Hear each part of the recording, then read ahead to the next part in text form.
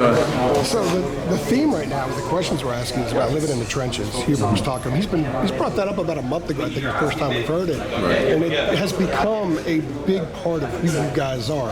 What does that mean to you to be living in the trenches on the court? That's just everything. That's diving the ball, defense, knowing the scouting report, getting rebounds, boxing them out whether you're getting a rebound or not. And really for us, this was a team that was significantly bigger than us at every size, and I feel like I'm not sure if we won the rebounding more, but I feel like we did. In order to go on the road and win in all these raucous atmospheres and appear unfazed by it, Elliott said part of living in the trenches is that you block that stuff out because you're so embedded in the game. Is that it? 100%. I mean, going on the road, especially against a good team like Florida State, who switches everything, plays a little unorthodox, we knew it was going to be a tough game. We knew it was going to be a close game.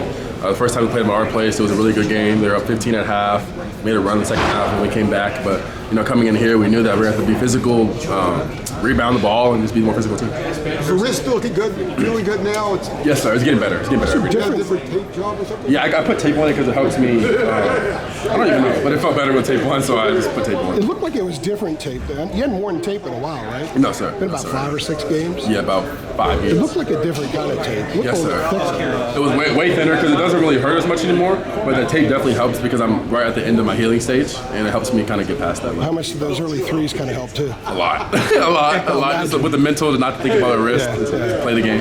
Harrison, can you take us through that block you had at the end there? RJ obviously had to pull up to make it 4, then you get the block. Can you kind of take us through that a little bit? No, for me, it's just trying to be the all-around player. I know we're small ball, 4. Small ball 4. I know that we have little guards, so teams are going to try to drive, teams are going to try to post up, trying to be the weak side guy, providing the weak side protection. I know I can jump pretty well, especially up 2 feet.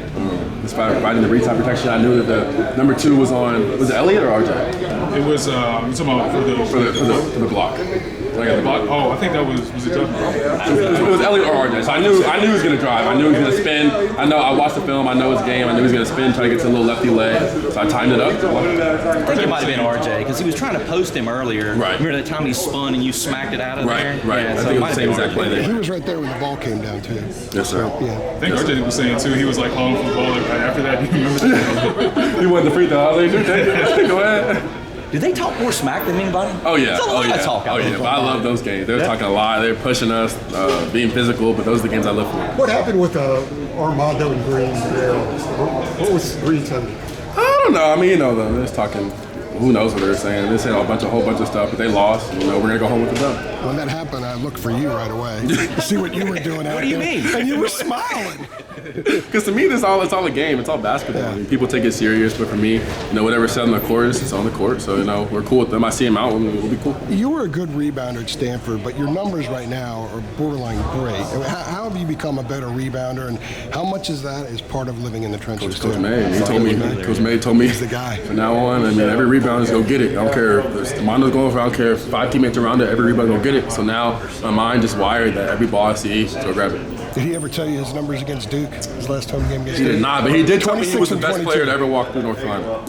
That's believable. That's what he told me. That's what he told He me. had 22 boards. How wild is that to get your head around that?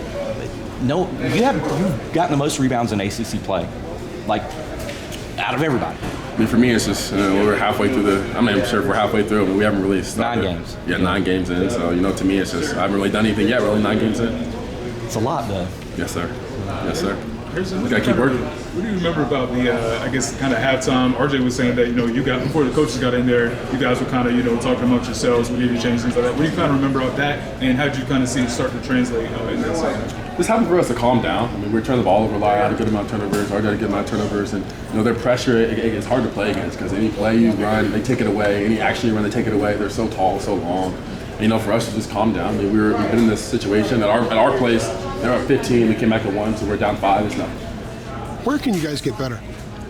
Really just starting. I feel like we started off pretty well, but then our second, once the first 4 minutes, once the first 4 minute timeout, usually that's when a team will come back against us. So just having that first 8 minutes being as strong as the first. It seemed like it was today after a couple of chippies and transition you guys missed. Right. Just kind of went into a funk for a while. Right. I mean, it happens. It happens. Yeah. On the road, we know it's to be tough. Game runs. Right. Game runs.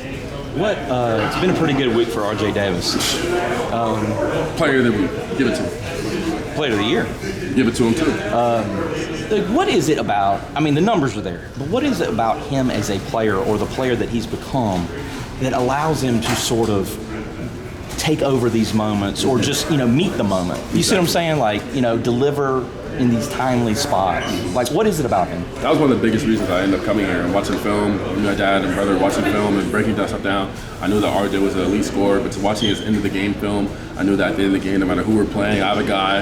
I don't know. I haven't met anybody who can get a bucket like he can get a bucket. So at the end of the game, knowing a guy can get a bucket whenever he wants, it's so easy.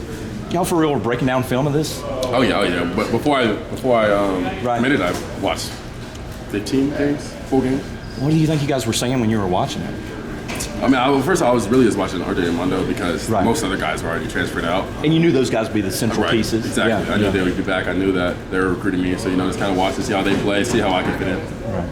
That's interesting. Yes, sir. I guess what were some of your initial thoughts about how your game would kind of fit with theirs? You know what I mean? Like, you see what they can do, but how do you kind of think your game would fit? I think I know I'm a good spot-up shooter. I just provide spot-up shooting, provide spacing for them, and rebound, play defense, and really just play hard.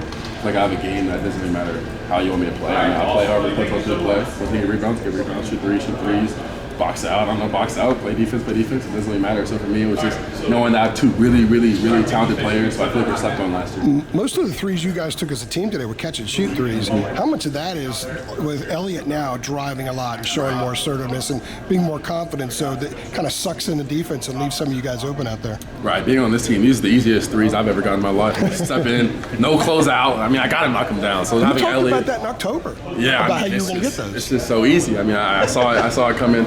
A guy like Elliott, fastest point guard in the country. Nobody can stay in front of him. We have so much trust in him. Come around the ball screen, and he gets a switch, clear it out, let him work, and spot up and be ready.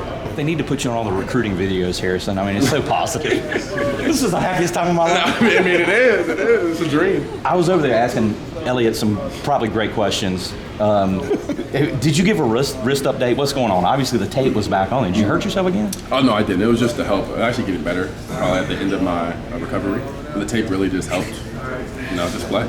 Okay. Seems